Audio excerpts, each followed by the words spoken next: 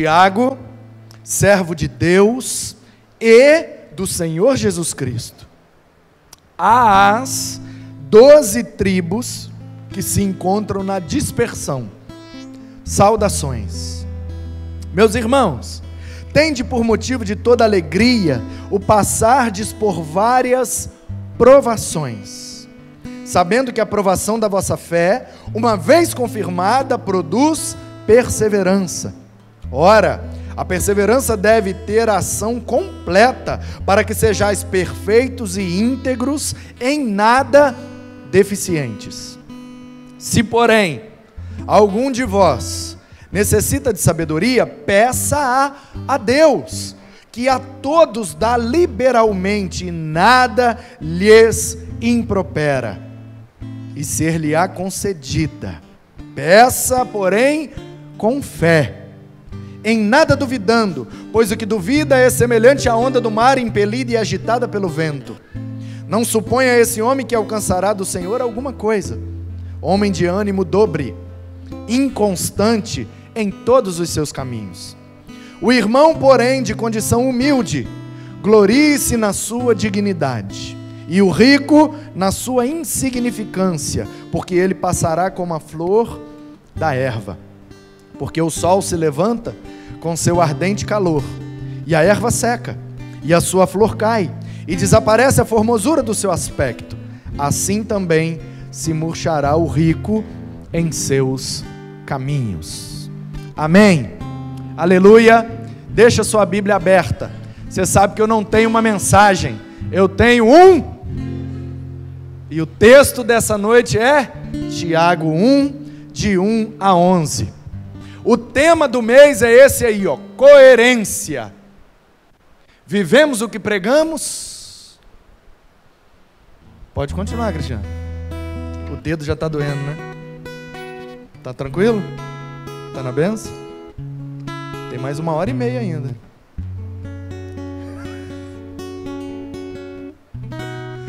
Vivemos o que pregamos?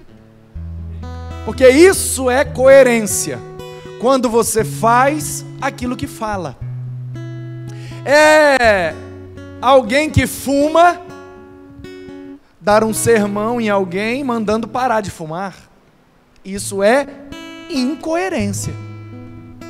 É alguém obeso dizendo para você que precisa emagrecer. Incoerência. É alguém que não conhece Bíblia dizendo para você que tem que estudar mais a Bíblia. Incoerência. É alguém que fala uma coisa, mas faz outra. Incoerência. Portanto, coerência é a relação entre o que se faz e o que se fala, entre o que se prega e o que se vive. Vivemos o que pregamos? Pregamos o que vivemos? Das duas uma, irmãos. Ou a gente vive o que prega, ou a gente prega o que vive. Das duas uma. Para sermos coerentes, a gente precisa ser aqui o que nós somos nos outros lugares, ou ser nos outros lugares o que nós somos aqui. Das duas uma. Ano passado eu tive a grata experiência de ir pregar no Maranhão. Eu nunca tinha ido naquele estado. Eu já fui a vários estados no Brasil, principalmente do tempo em que eu competia. Então, por causa das competições, eu viajei muito e viajei a praticamente todos os estados do Brasil. Mas como no Maranhão não tem uma cultura forte do skate, então eu nunca fui no Maranhão, porque nunca teve um campeonato brasileiro, mundial, regional, estadual no Maranhão. Então eu nunca tinha ido lá. E fui pela primeira vez para pregar, para ser preletor numa conferência de família, numa igreja lá. E lá eu conheci uma família.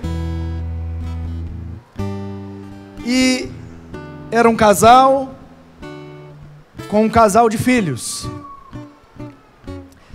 E a filha do casal, a menina, gente estava num restaurante, jantando, num dos dias da conferência, e a menina começou a contar algumas histórias sobre a mãe dela. Porque minha mãe é assim, porque minha mãe é assim, porque minha mãe é assim. E as histórias muito engraçadas. E a mãe dela era aquele tipo de mãe, sabe aquela mãe estressada? Sabe aquela mãe nervosa? Que endoida mesmo e... minha cozinha, minhas panelas, meu chão, acabei de limpar, e sabe essa mãe? Ela era desse jeito.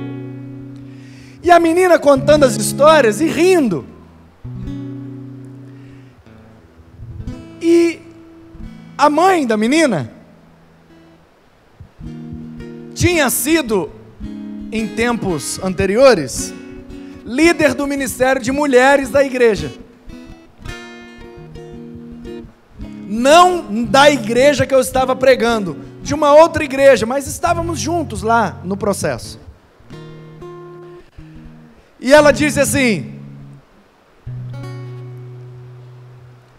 e eu, se sou crente hoje, a menina, já uma jovem, ela foi missionária, ela foi para um projeto radical da Junta de Missões Mundiais, não lembro se foi na África ou no Oriente Médio, ela ficou 2 anos fazendo missões. A menina era uma bênção, a jovem. E ela disse assim: o meu chamado missionário, a minha vocação, a minha fé, a minha piedade, se eu sou crente hoje, eu agradeço minha mãe. E aquilo chamou minha atenção, e depois que a gente comeu, sobremesa e tal, a gente desceu, e ficamos esperando o pessoal trazer os carros que iam levar a gente, e eu fiquei do lado daquela menina, uma jovem, muito simpática, maranhense, muito legal, e eu fiquei encucado com aquilo. Eu perguntei assim para ela, eu falei: aqui, me tira uma dúvida, você disse que sua mãe te influenciou a ser crente, na sua vocação, na sua piedade, na sua fé? Aí ela: sim, eu devo a minha mãe. Mas você não falou que sua mãe é doida? Que sua mãe é estressada? Que sua mãe grita e bate, e quebra e doida? Sim, minha mãe é assim. Eu falei: então me explica, como é que uma mãe doida dessa influenciou você a ser crente? Porque geralmente as mães que influenciam os filhos a serem mais piedosos, são mães mais piedosas, mais beatas, aquelas mulheres de oração, aquelas mulheres pacíficas, doces, amáveis. Mas sua mãe é estressada, é doidona, e como que ela te influenciou? Aí a menina virou para mim e falou essa palavra, ela falou: pastor, por causa da coerência da minha mãe. Falei: como assim? Ela disse: porque minha mãe, do mesmo jeito que ela era lá em casa, com meu pai, comigo e com meu irmão, ela era na igreja, com todo mundo e até com o pastor. Uma vez, ela organizando um evento lá de mulheres, ela organizou tudo, ornamentou, botou uns vasos de planta e tal, e tal, e tal, e o pastor chegou na igreja e mexeu num vaso de planta dela lá. Ah, pastor, você tem que ver, a mulher virou bicho, e chegou o pastor e falou: quem mexeu na minha planta aqui? Aí o pastor: foi eu. O senhor está me desrespeitando, eu sou líder desse ministério, eu estou organizando esse evento, eu passei a tarde inteira aqui arrumando, quem é o senhor para chegar aqui e mexer na minha flor? Aí ela falou que viu aquilo e falou: gente, minha mãe doidou, tá brigando com o pastor igual briga com meu pai lá em casa. Diz ela que ela era uma adolescente, e ela, a partir daquele dia, virou fã da mãe dela. Que ela falou: minha mãe é coerente, ela é doida, mas ela é doida até com o pastor. Glória a Deus, minha mãe é do jeito que ela é. Deu para entender, irmãos? É isso, é isso. E olha, sobre criação de filhos, aproveitando a ilustração, nossos filhos, crianças e adolescentes, e até jovens, se moram ainda conosco, eles não querem, não desejam pais perfeitos. Eles sabem que isso é impossível. Eles desejam pais coerentes. Nós perdemos os nossos filhos, não é por causa dos nossos defeitos. Perdemos os nossos filhos e netos e sobrinhos e discípulos e tudo que a gente investe no reino por causa da nossa incoerência. Se o que a gente prega não estiver consonante com o que a gente vive, a gente perde a autoridade, perde a credibilidade, perde a coerência e, consequentemente, perde os nossos familiares. Incoerência é o maior motivo de perdermos aqueles a quem tanto amamos e tanto investimos. Você não precisa ser perfeito, mas você precisa ser coerente. É para ser doido? Seja doido em qualquer lugar. Em casa, no trabalho, na escola, na igreja, com os irmãos, com o pastor, com todo mundo. Você é doido? Seja doido. Porque Deus usa os doidos também, você não sabia não? Usa. Se ele for coerente, então, melhor ainda. Se você é calminho, tranquilo, de boa, seja de boa em todos os lugares. Na rua, na chuva, na fazenda, na casinha de sapê, onde você estiver, seja a pessoa que você é. O grande problema é que a maioria de nós somos hipócritas. Dependendo do ambiente, dependendo da situação, dependendo das pessoas que nos cercam, a gente muda de comportamento. E isso é incoerente. E esse é um grande problema. Então nós vamos, nesse mês de abril, ler a carta de Tiago com essa ótica, com essa lente, com essa perspectiva da coerência, porque o versículo-chave, na minha leitura, o versículo-chave de Tiago é o capítulo 2, versículo 14, ou o versículo 14 do capítulo 2, que é aquela questão que por muitos é considerada polêmica do Tiago. Qual é a proposta que ele faz? Você tem fé? Aí os irmãos das 12 tribos da dispersão, ou seja, os judeus convertidos, porque o Tiago que escreve essa carta é o meio-irmão de Jesus. Por que meio-irmão? Porque ele é filho da Maria com José, mas Jesus é filho só da Maria, com o Espírito Santo. José não é pai de Jesus, José é padrasto de Jesus, mas o José é pai do Tiago. Então Jesus é irmão do Tiago por parte de mãe só, por isso meio-irmão. Tiago, meio-irmão de Jesus e também irmão de Judas. Aquela última carta que tem lá antes do Apocalipse, carta de Judas, aquele Judas é irmão do Tiago, que é também meio-irmão de Jesus. Eles não foram dos 12. Tem o Tiago de Zebedeu, tem o Tiago de Alfeu, tem alguns Tiagos lá que foram discípulos, que foram apóstolos de Cristo. Não é esse Tiago que escreveu aqui não. Esse Tiago aqui é o meio-irmão de Jesus, que se converteu no final do ministério de Jesus, se juntou àqueles 120 irmãos e no dia de Pentecostes viveu aquela experiência em Atos 2, e junto com Maria, sua mãe, algumas mulheres e aqueles irmãos que estavam reunidos no cenáculo, foram cheios do Espírito Santo, começaram a igreja e ela começou em Jerusalém. E o Tiago, esse aqui, se tornou pastor da igreja de Jerusalém. Então os judeus de Jerusalém que iam se convertendo foram sendo pastoreados pelo Tiago, só que depois eles foram se dispersando por causa da perseguição. É a esses dispersos que o Tiago escreve essa carta. Está aí no primeiro versículo essa informação. O nome de Jesus em hebraico é Yeshua. Você sabe disso. Se esse cara é irmão de Jesus, ele também tem um nome hebraico, porque ele é judeu. O nome dele é Iacov. E Yeshua, no Antigo Testamento, tem um outro cara que se chama assim, só que nós transliteramos o nome dele para Josué. O nome de Josué no original é o mesmo nome de Jesus, Yeshua. E o nome desse cara que escreveu a carta é Iacov. E tem um cara lá no Antigo Testamento que tem esse mesmo nome. Como é que a gente chama ele na Bíblia em português? Jacó. Yaakov. O nome desse cara é Jacó. Por que ficou Tiago então? Vou te explicar. Processo de tradução da Bíblia. O Novo Testamento foi escrito em grego. O Tiago, o Jacó, né? Yaakov, que é o nome dele original, é Jacó, gente. É Jacó, ele é judeu. Ele escreveu a primeira palavra aqui, ó. Yaakov, servo de Deus, escreveu em grego. Quando foi passar para a Vulgata Latina, quando foi passar do grego para o latim, século IV com Jerônimo, porque a igreja apostólica romana, católica apostólica romana, encomendou a tradução para o Jerônimo.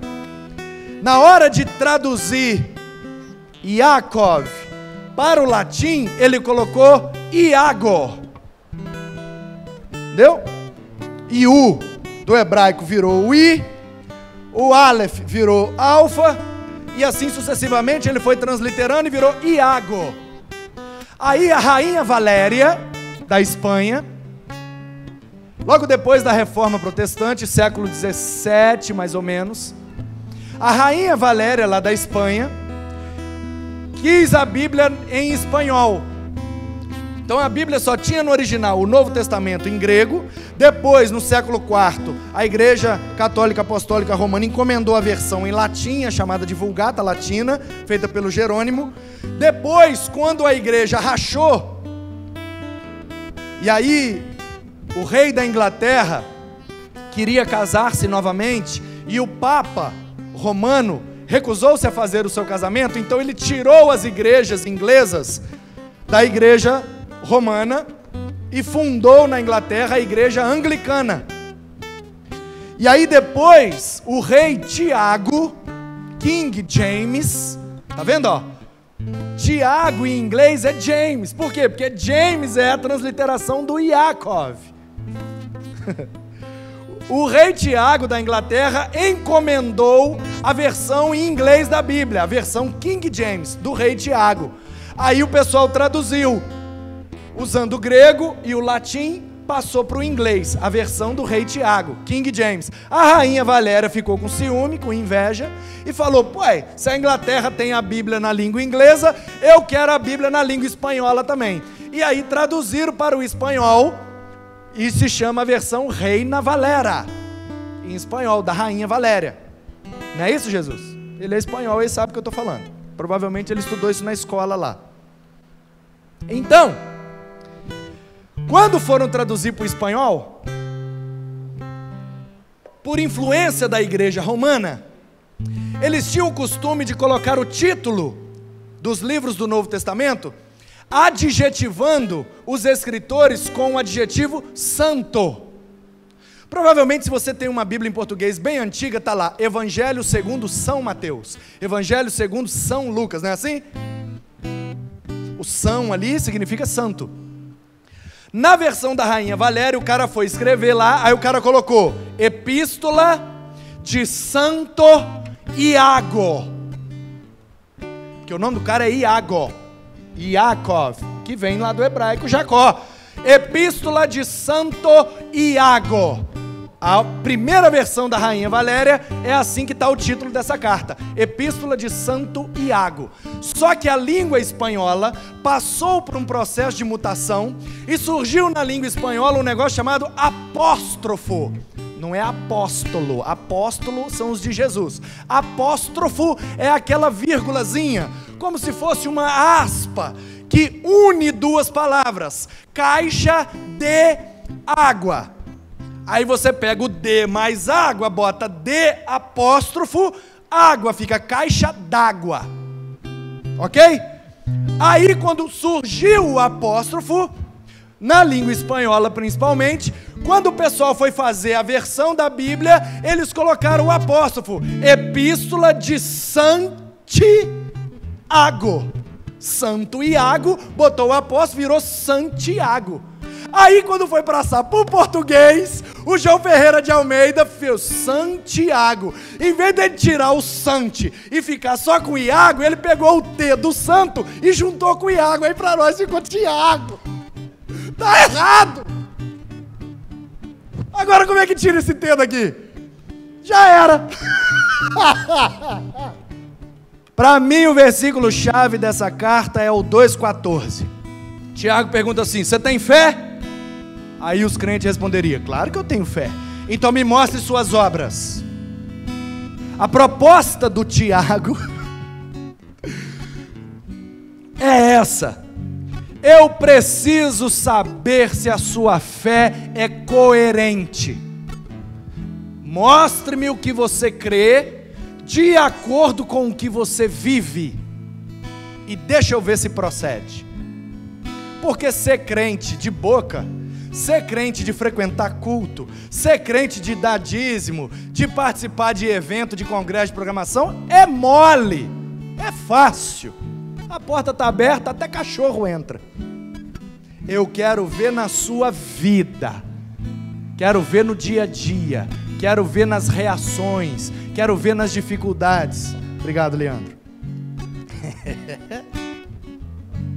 Tá calor, né? Um pouquinho de água faz bem. Por isso que o primeiro título dessa série, a primeira mensagem é Uma Fé Coerente. Porque o Tiago diz aqui, o Iago, né? Agora toda vez que eu falar Tiago, você vai lembrar, tá errado mesmo, já era. Ele diz assim, ó: sabendo que a aprovação da vossa fé, uma vez confirmada, produz perseverança. Verso 6. Peça, porém, com fé, em nada duvidando. Capítulo 2, ele vai fazer a relação entre fé e obras. E a carta inteira vai girar nessa tensão da coerência. Por isso esse tema. E o título de hoje tem a ver com a fé coerente, porque essa palavra se repete 2 vezes nesses 11 versículos e dá o tom dessa perícope, dessa porção da carta. Então eu quero dizer a você nessa noite, vou ser bem breve e já estou encerrando. Algumas coisas são características de uma fé coerente. Primeira delas, o cara que tem uma fé coerente, ele é servo de Deus. Versículo 1, o que é que diz aí? Tiago, qual é a credencial dele? Servo de Deus. Ele podia falar: Tiago, irmão de Jesus, convivi com ele, morei com ele, aprendi diretamente com ele. Ele passou 30 anos lá em casa com a gente. Depois que ele saiu, ele perambulou e tal, mas meu irmão, irmão de Jesus, discípulo de Cristo, geneticamente, biologicamente irmão dele. Ele podia tirar onda aqui agora, mas ele prefere se apresentar como servo de Deus. E tem muitos de nós que nunca sequer viu Jesus fisicamente, nasceu 2000 anos depois dele e fica se achando maior do que servo. Interessa se você é líder, se você é seminarista, se é pastor, pior ainda, pastor então é uma raça terrível. Aí tem uma turma aí que já é bispo, tem uma turma que já é apóstolo, tem uma turma que já é pai apóstolo, tem uma turma aí que já se autodenominou patriarcas da igreja, acima do pai apóstolo. Falei, Jesus, aí é top das galáxias. Aí o cara que é irmão de Jesus, pastor da primeira igreja, a primeira igreja de crente no mundo foi em Jerusalém. Sabe quem foi pastor dela? Esse cara aqui. Ele podia dizer, o pastor de Jerusalém, inscrito na ordem dos pastores batistas de Jerusalém, número 001. Mas o que é que ele faz questão de dizer? Que ele é servo de Deus. Essa é a melhor coisa que a gente pode dizer, meu irmão. O maior cargo que podemos ter com o Senhor é ser servo no seu reino. Certa vez o Spurgeon, um pastor batista da Inglaterra, início do século XIX, estava numa sala de aula com os seminaristas, e essa história está registrada num livro chamado Lições aos Meus Alunos. Spurgeon estava com uma turma de seminaristas, e Spurgeon era inglês, portanto na Inglaterra não tem presidente, porque não é democracia, tem um primeiro-ministro. Tinham os reis, e agora de um tempo para cá, a política regida pelo primeiro-ministro. E um dos alunos perguntou assim para o Spurgeon: Professor, o Spurgeon naquele tempo já era o pregador mais famoso do mundo. Hoje em dia, o Spurgeon é conhecido na história da igreja como o príncipe dos pregadores, porque o rei é Jesus, ele é o príncipe. Tem uma turma que gosta tanto dele, que reproduz os sermões dele e livros sobre a vida dele, e ele realmente como pregador é algo incomparável. E tem uma turma que diz assim, ó, depois de Jesus, Spurgeon foi o maior pregador de toda a história da igreja. Eu acho até que eu concordo. E aí um dos alunos perguntou para o Spurgeon, se o senhor for convidado para ser primeiro-ministro da Inglaterra, que o senhor hoje é conhecido no mundo todo. Gente, naquele tempo não tinha avião, só tinha barco, navios. O pessoal saía das Américas, das Índias, da Ásia, de barco, de navio, e ia para a Inglaterra ouvir Spurgeon pregar. Não tinha YouTube, não tinha como ouvir, tinha que ir lá na igreja dele, Metropolitan Tabernacle Church, a igreja metropolitana do tabernáculo, no centro de Londres. Spurgeon batizou mais de 19 mil pessoas. Spurgeon pegou aquela igreja com cerca de 300 pessoas. Quando ele faleceu, com 50 e poucos anos, ele deixou mais de 30 mil membros naquela igreja.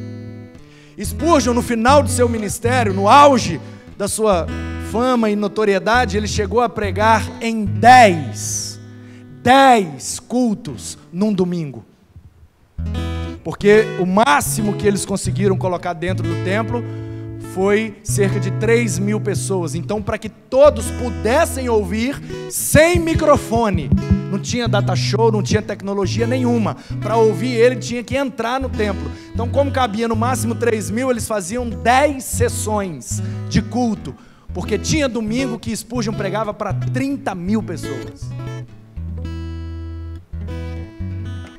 E aí um dos alunos, muito empolgado, querendo dar uma moral para o professor, não sei se ele estava precisando de nota, mas falou assim, se o senhor fosse convidado para ser primeiro-ministro da Inglaterra, o que é que o senhor responderia? O Spurgeon disse assim, eu não me rebaixaria, eu já sou ministro do Evangelho, não me rebaixaria para ser ministro da Inglaterra. Eu já sou ministro do reino dos céus. Não preciso ser primeiro-ministro do rei da Inglaterra. Eu já sou ministro do rei dos reis. Uma fé coerente é a fé de um servo de Deus. Quem não vive para servir, não serve para viver.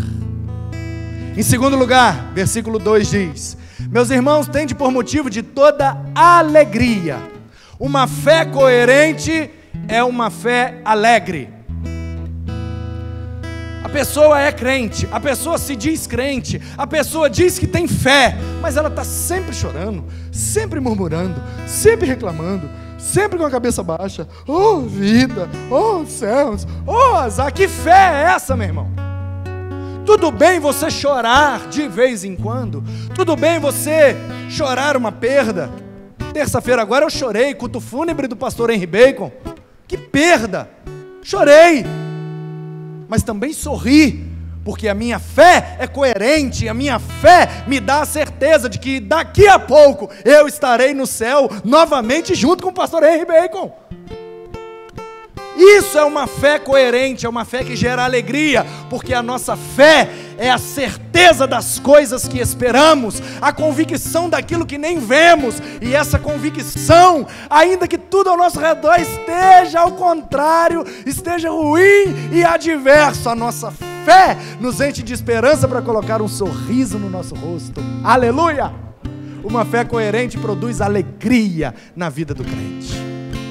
Em terceiro lugar, o versículo diz, considere motivo de alegria passar por várias provações. Terceira característica de uma fé coerente, provações. Eu sou crente, mas eu nunca fui provado em nada. Eu nunca tive um embate na minha família, eu nunca discuti verdades, nunca entrei num debate, num embate de Bíblia, nunca fui perseguido, nunca fui provado, nunca me prejudicaram pelo motivo de eu ser crente. Tem alguma coisa errada com sua fé, meu amigo? Tem alguma coisa. Talvez você é um 007. é um crente disfarçado. Lá no seu trabalho ninguém sabe que você é crente, ninguém sabe. Todo mundo está sabendo aí que eu estou rumo aos 2 dígitos e por orientação médica voltei a praticar esporte e estou jogando basquete. Comecei a jogar num time, sem pretensão nenhuma, já estou no time com uniforme, com meu nome na camisa e tudo. E agora fui chamado para jogar no outro time, essa chuva já acabou de estragar o treino que eu teria daqui a pouco, mas enfim. E eu não falei nada, eu só vivi e procurei ser coerente o tempo inteiro. Os 2 times o pessoal já sabe, pastor aí.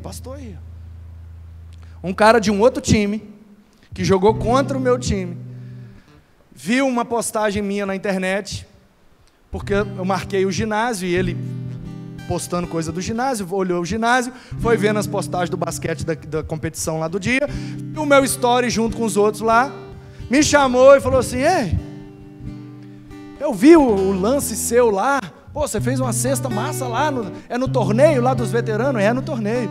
Pô, eu tava dando uma olhada no seu Instagram lá, você é pastor? Falei, sou. Já fiquei meio assim, né, porque vai saber, né?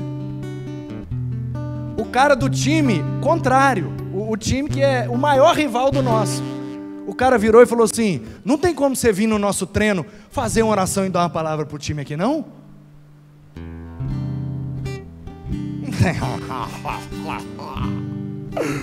É só por isso que eu tô jogando basquete, rapaz. Não quero fazer cesta, não, eu quero ganhar a vida para Jesus. É um campo missionário, não é quadra, é campo missionário.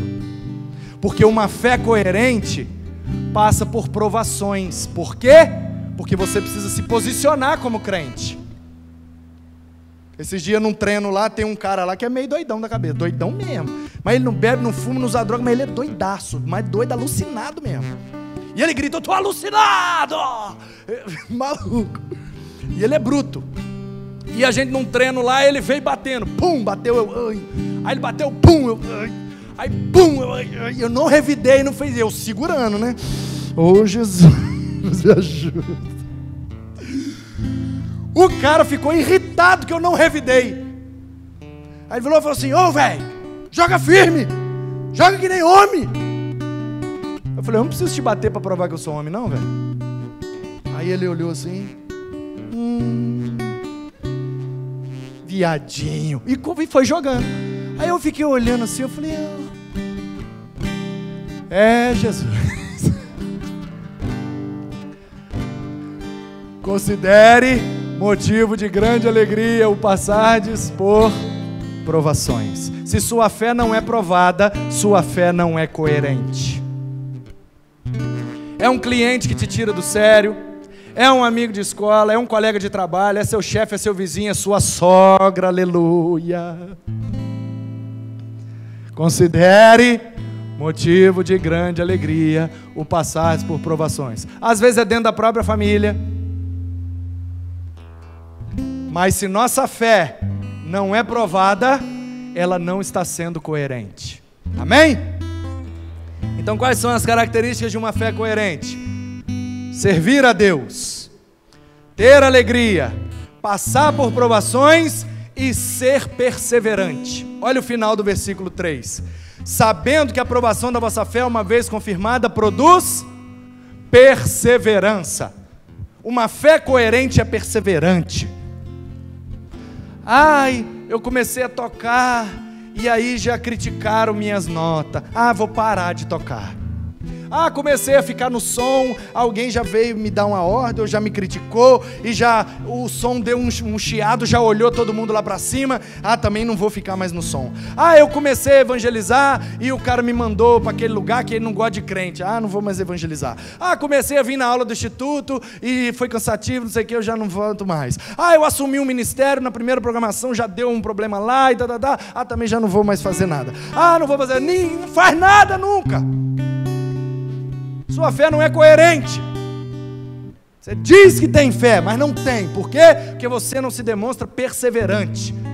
Fé coerente é fé perseverante. Deu tudo errado, vamos para frente. Na próxima dá menos errado. Tudo certo não vai dar nunca, meu irmão. Pode tirar seu cavalinho da chuva. Aproveita que está chovendo, tira o cavalo. Tira o cavalo da chuva. Não vai. Tudo certo só no céu, irmão. Tudo certo é só no céu. Sempre vai ter alguma coisa errada. O segredo é que cada vez vai dando menos errado. Porque alguma coisa errada sempre vai ter.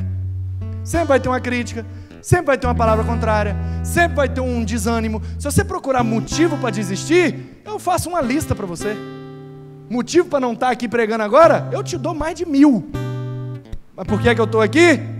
Com chuva, sem chuva, com gente, sem gente, com internet, sem internet, com energia, sem energia, com banda, sem banda, com música, sem música. Estou aqui e estarei aqui até quando Deus permitir. Por quê? Porque a minha fé é coerente, eu quero ser perseverante. Comecei um negócio, eu vou até acabar. Firme, constante e abundante, porque no Senhor nada é em vão. A fé coerente serve a Deus. Uma fé coerente é alegre. Fé coerente enfrenta a prova. Fé coerente é perseverante. Fé coerente é perfeita e íntegra. Versículo 4. A perseverança deve ter ação completa, para que sejais perfeitos e íntegros, em nada deficientes. Uai, pastor, mas o senhor acabou de falar que a gente não tem como ser perfeito, a gente tem que ser coerente. Como é que o Tiago agora está dizendo para a gente? Para que sejamos perfeitos. Como que a gente vai conseguir ser perfeito? É porque a palavra perfeito para você tem um significado diferente da palavra que o Tiago usou aqui. E eu vou te explicar. Para nós, perfeição é não conter erro.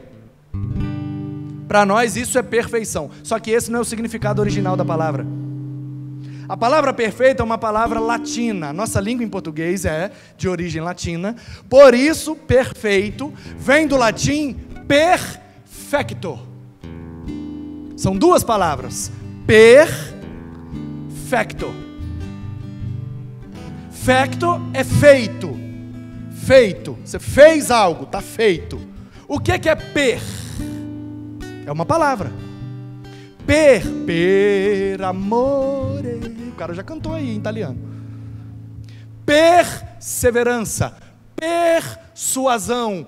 Toda palavra em latim que começa com per significa o que vem depois, completo. O per em latim seria o full em inglês. Cheio, completo, pleno, terminado. Portanto, perfeito é feito por completo. Essa palavra é extraída dos caras que pintavam e faziam esculturas. Lá na Idade Média o cara fazia uma escultura. Ele pegava um bloco de pedra, pegava o formão lá, talhadeiro, será que me alega aquela, cinzel e pá, e daquele bloco de pedra ele ia e fazendo ali a escultura, às vezes dava uma arranhadazinha, às vezes ficava uma quininha, mas ele ia continuando, quando ele dava a última martelada, ele falava, tá perfeito, tá terminado, tá feito por completo. Não quer dizer que não tem um arranhão, não quer dizer que poderia ficar melhor, não quer dizer que não tem nenhum defeito, quer dizer, está terminado. Perfecto.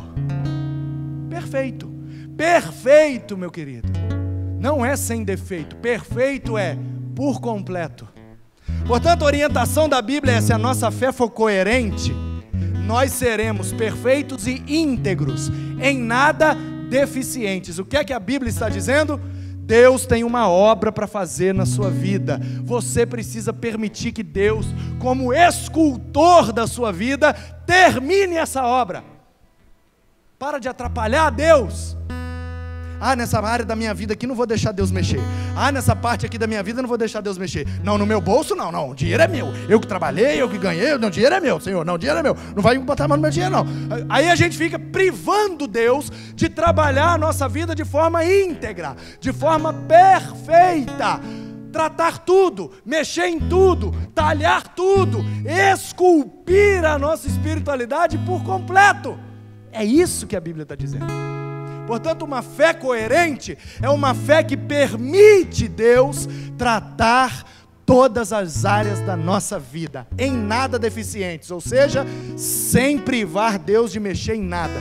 Deixa Deus mexer em tudo que Ele quiser. Vai mexer no meu casamento, vai mexer na minha família, vai mexer no meu jeito de criar os filhos, o meu jeito de trabalhar, o meu jeito de liderar, de chefiar, de pastorear, de pagar minhas contas, de responder às pessoas, de reagir. Tudo na minha vida precisa ser tocado e tratado pelo Senhor. Assim eu serei perfeito e íntegro. Isso é coerência. Porque nessa área aqui da minha vida eu sou crente, nessa área aqui já não sei. Isso não é coerência. É como a história do Zé Matador, lá do Nordeste. Já contei aqui, mas como tem um visitante amigo do Samuel, eu nem vou contar de novo, em homenagem a ele, que nos visita hoje pela primeira vez. Tem a amiga da Adriana ali também, a primeira vez ela, Adriana? Então, em homenagem aos dois. E quem não ouviu também, em homenagem a vocês. O homem do Nordeste lá se converteu e ele era matador. E ele começou a se preparar para batizar, fazendo a classe de batismo, e o pastor estava animado, empolgado, alegre, e o Zé Matador está preparando para batizar, glória a Deus, aleluia, a cidade estava impactada, o Zé Matador converteu, não é possível, e o pastor estava alegre demais. Um belo dia, de madrugada, batem na porta do pastor lá, desesperado, pastor, vão lá na casa do Zé, o que está acontecendo? Ele está com um revólver lá e vai matar o vizinho dele. Que isso, gente? O Zé vai matar, o Zé converteu, o Zé não mata mais, o pastor meio está com a arma na cara do homem lá, vamos lá para o senhor ajudar. Vai o pastor, bota uma camisa e sai correndo, limpando a remela, e vai de madrugada, e chega lá, e o Zé está com a garrucha na cara do vizinho, porque você pegou minha galinha, e o vizinho, não peguei, ela fugiu, você pegou, eu vou te matar. Aí o pastor entrou assim e falou, Zé, pelo amor de Deus, sai fora, pastor, sai fora. Eu, pastor, você se converteu, você está preparando para batizar, não faz isso não, você agora é crente. Ele fala, eu sou crente, mas meu revólver não. Conhece gente assim? Só se converte um pedaço, só se converte uma parte. Eu sou crente, meu revólver não. Eu sou crente, meu carro não. Eu sou crente, meu telefone não. Eu sou crente, meu Facebook não. Eu sou crente, meu Instagram não. Eu sou crente, meu dinheiro não. Eu sou crente, mas que é isso? Isso não é coerência, meu querido. Uma fé coerente é uma fé que permite Deus trabalhar de forma perfeita, íntegra, em nada deficiente. Amém? Versículo 5. Se algum de vocês necessita de sabedoria, peça a Deus. Uma fé coerente é uma fé que demonstra sabedoria. Eu sou crente, mas eu boto os pés pelas mãos. Eu sou crente, mas eu ajo com ansiedade. Eu sou crente, mas eu sou crente, mas eu fiz um mau negócio. Eu sou crente, mas eu vivo tomando prejuízo. Eu sou crente, mas eu vivo quebrando a cara. Ei, então você não está vivendo com sabedoria. Sua fé não está sendo coerente. Uma fé coerente é uma fé que serve a Deus, que promove alegria, provação, perseverança, perfeição, integridade e também sabedoria. Tem que agir com sabedoria. Caso contrário, fulano é crente, mas nunca tem uma palavra boa, né? Aí surge um problema. Não, vamos chamar o fulano, porque o fulano é evangélico. Ih, Deus me livre. Não chama não, porque só dá ideia ruim. Não tem sabedoria. A fé não é coerente. Tem que ter sabedoria. Versículo 6. Peça, porém, com fé, em nada duvidando. Uma fé coerente não deixa espaço para dúvidas. Eu sou crente, mas eu duvido da providência de Deus. É por isso que eu não entrego o meu dízimo, porque vai se no final do mês vai faltar esse 100 conto aqui, que eu tenho que devolver lá, mas eu não consigo confiar plenamente em Deus. Então eu vou segurar esse 100 conto aqui, que vai que eu preciso. Não é coerente sua fé. Você diz que crê, mas não confia. Você diz que crê, mas duvida. Que fé é essa? Em nada duvidando, pois o que duvida é semelhante à onda do mar, impelida e agitada pelo vento. A onda não é um negócio firme, constante. Cada onda é de um jeito, cada onda é de um tamanho, cada onda tem um tempo, cada onda é uma onda. É diferente de ser coerente. Ser coerente é servir a Deus com alegria, passando pelas provações, sendo perseverante, firme, constante, abundante, deixando Deus trabalhar em todas as áreas, sendo íntegro, em nada deficiente, agindo com sabedoria, não duvidando de nada. Versículo 9: o irmão, porém, de condição humilde, glorie-se na sua dignidade. Outra característica de uma fé coerente: humildade. Não, eu sou servo de Deus, mas eu me acho melhor do que os outros. É coerente um negócio desse? Não, eu sou servo de Deus, mas de você não vou te servir não. Eu sou servo de Deus, mas as pessoas ao meu redor que se lasquem. O que é isso?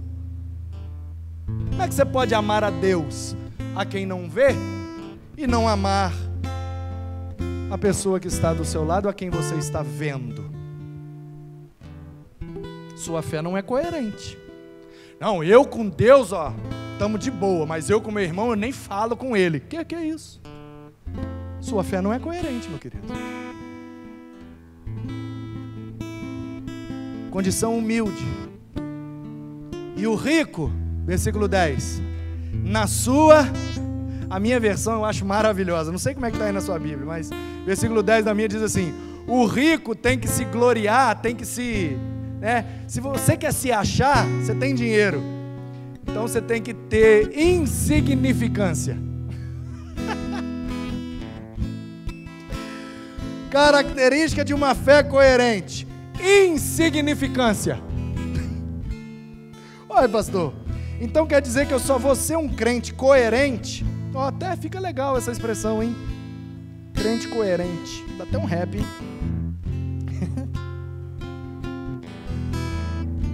Se eu for insignificante? Sim. Sim.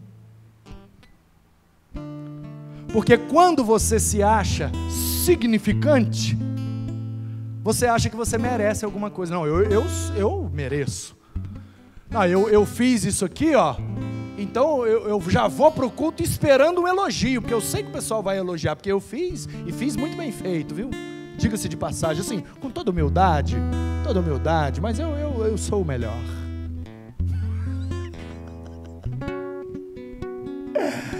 Ai, seu insignificante. Eu já vi gente dizer assim, ó: eu não vou lá, e eu quero ver como é que vai ficar aquilo sem mim. Ai, mas quanta risada que eu já dei. Porque Deus é tão poderoso, tão maravilhoso e tão coerente com a sua palavra, que Ele faz ficar melhor, só para mostrar para aquele o quão insignificante ele é. Se eu não fizer, eu quero ver quem vai fazer. Você não conhece Deus, meu querido? Você não conhece o Deus da Bíblia? Ele levanta quem não é para confundir quem é. Ele usa loucos para confundir sábio. Ele pega as coisas que não são para confundir as que são. Todos nós precisamos ser insignificantes diante de Deus, para que todo o significado seja dado a Ele. Porque dele, por meio dele e para Ele são todas as coisas. Eu diminua para que Ele cresça. Eu sou insignificante. Se eu morrer aqui agora, Deus vai botar um outro aqui melhor do que eu, para que o nome dele seja glorificado. Ai, como é que vai ficar essa igreja sem o pastor Manu? Vai ficar melhor, porque a igreja é de Jesus, e Ele vai dar um jeito, Ele vai resolver, porque o maior interessado em que essa igreja permaneça saudável, viva, atuante, relevante e coerente é o dono dela, e o dono dela é Jesus.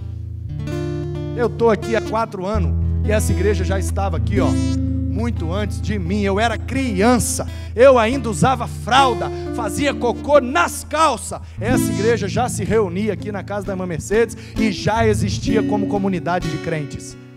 Quem sou eu para chegar e falar, quero ver como que vai ficar sem mim?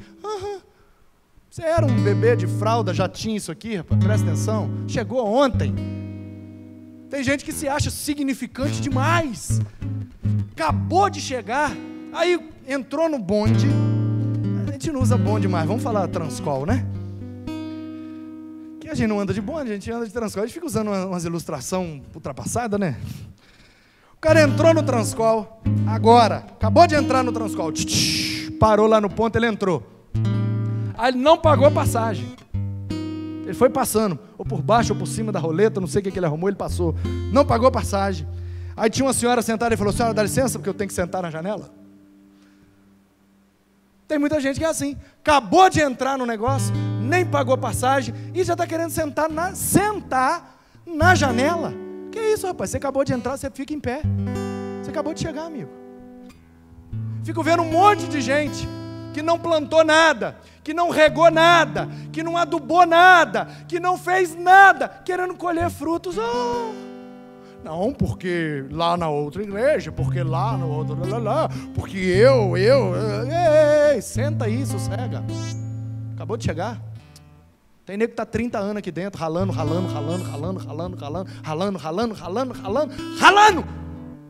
Você chegar agora e já querer, me dá o microfone que eu cheguei agora, eu tenho que estar. Ei.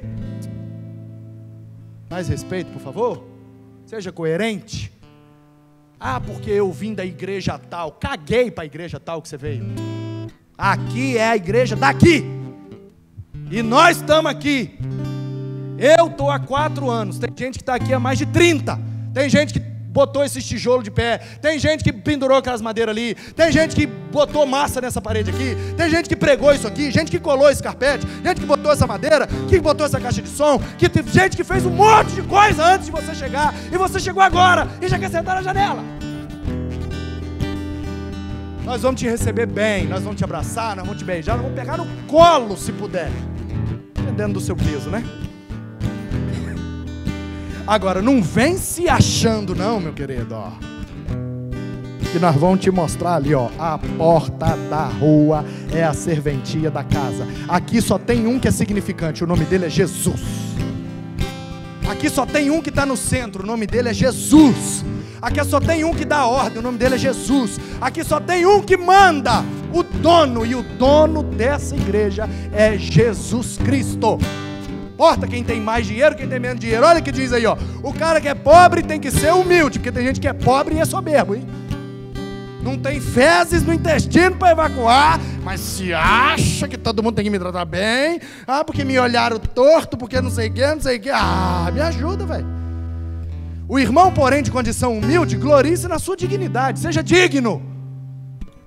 Seja digno. E o rico na sua insignificância, porque passará como a flor da erva. O sol se levanta e seca as plantas, gente. E uma flor que está bonita de manhã, de tarde ela já está murcha, morreu.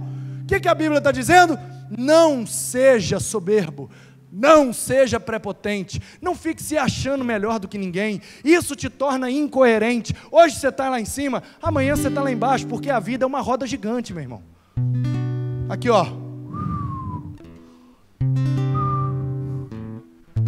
a vida é uma roda gigante. Nós estamos lá em cima, daqui a pouco nós estamos lá embaixo. Nós estamos com dinheiro, daqui a pouco nós estamos devendo. Nós estamos casados, daqui a pouco nós estamos divorciados. Nós estamos com tudo, depois nós estamos com nada. Nós estamos dando ordem, depois nós estamos recebendo ordem. Nós estamos mandando, depois nós estamos obedecendo. Nós estamos pagando, depois nós estamos pedindo. Aleluia! A vida é uma roda gigante. Ninguém pode se achar melhor do que ninguém, porque se nós somos crentes, a gente entende que todos são iguais perante Deus. Importa o dinheiro que tem, importa se é de condição humilde ou se é rico. É isso que o Tiago está dizendo. Temos que ser coerentes. Ninguém é melhor do que ninguém. Tudo precisa ser levado cativo à vontade de Deus. Porque na igreja não tem escravo nem livre. Não tem nem preto, nem branco, nem rico, nem pobre, nem homem, nem mulher, nem judeu, nem gentio. Não, Cristo é tudo em todos, diz a Bíblia. tem essa, não tem essa. Aqui nós somos todo mundo igual. Todo mundo igual. Fiquei muito impactado uma vez. Fui num congresso, numa das maiores igrejas do nosso estado. E cheguei como pastor convidado do evento. Cheguei um pouco mais cedo, fui para colocar meu carro no estacionamento daquela igreja. Qual não foi a minha surpresa? Cheguei no estacionamento, veio um rapaz com um colete, Ministério do Estacionamento. O cara veio com um colete. Opa, boa noite. Eu sou o pastor Manu, vim para o evento aí e tal, etc, etc. Ô pastor, pois não, vem cá, coloca ali, ó. O senhor poderia, por favor, colocar o carro de ré para organizar melhor para nós? Sim, claro. Fui lá, coloquei, voltei. Quando eu desci do carro, eu falei, eu conheço esse homem. Mas como eu rodo em muitas igrejas, vou em muitos lugares, eu falei, de onde que eu conheço esse homem? De onde que eu conheço esse homem? De onde que eu conheço esse homem? Eu conheço esse homem, e minha memória não costuma me trair. Se tem um negócio que eu tenho mais ou menos, é a memória. O resto não presta muito não. E aí eu fiquei olhando, falei, eu lembro desse homem, da onde que é? Qual a igreja, qual evento? Será que é daqui? Mas eu nunca preguei aqui antes. Como é que, meu Deus, eu fiquei encucado com aquele negócio, e quando eu cismo com um troço, sai da reta.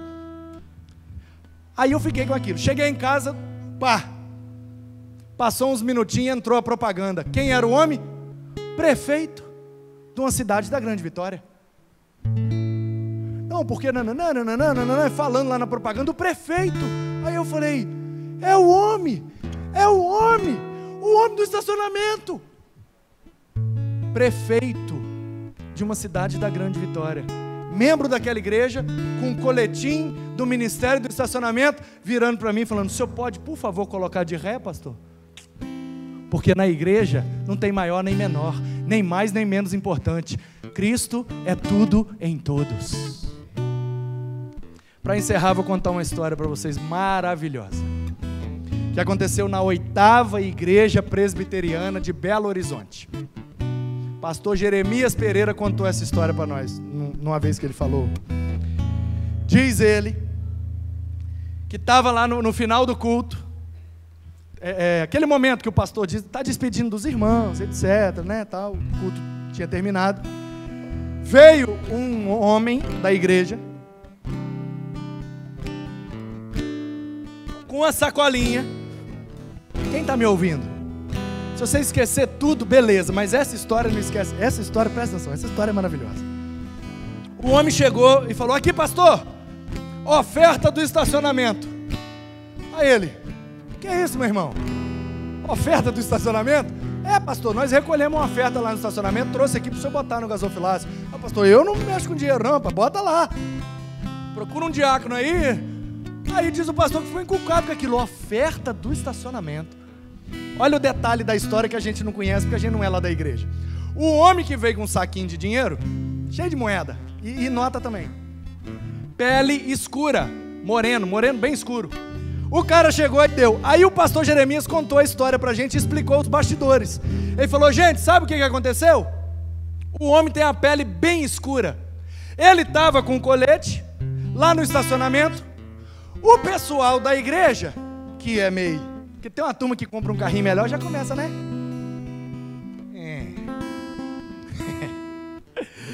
A fé dessa turma não é coerente. Não é coerente. É crente, vai para o céu, é membro da igreja, ok, mas não é coerente não. Aí, a turma chega com os carrinhos melhor, veio o senhor por volta dos seus 50 anos, cabelinho já meio grisalho, a pele bem escura. Boa noite, tem uma vaga aqui, ó. O pessoal, membro da igreja, olhava o cara de pele escura e falava, ele tá aí para guardar o carro. Ia lá e dava gorjeta pro cara. Toma conta direito aí para mim, hein? E dava R$5, R$2, R$1.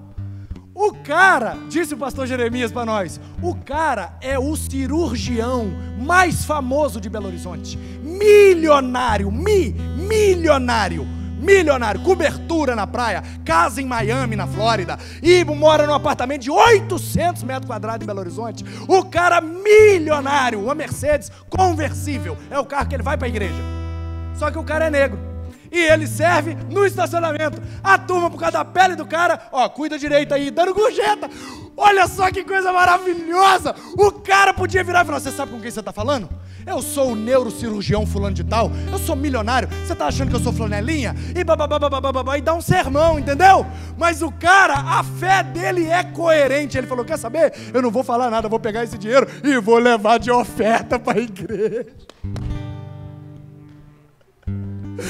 Aleluia, que tem gente crente nesse mundo. Gente boa, gente coerente, gente que entende que a verdadeira fé é aquela que nos torna servos de Deus, é aquela que nos faz alegres, que nos faz passar pelas provações dando glória a Deus, que nos faz perseverantes, perfeitos e íntegros, em nada deficientes, que nos dá sabedoria, que não nos deixa duvidar de nada, que nos torna humildes, dignos e insignificantes diante da grandeza e majestade do nosso Senhor e Salvador Jesus Cristo. Que Deus te abençoe e que a sua fé seja cada vez mais coerente para a glória de Deus. Amém.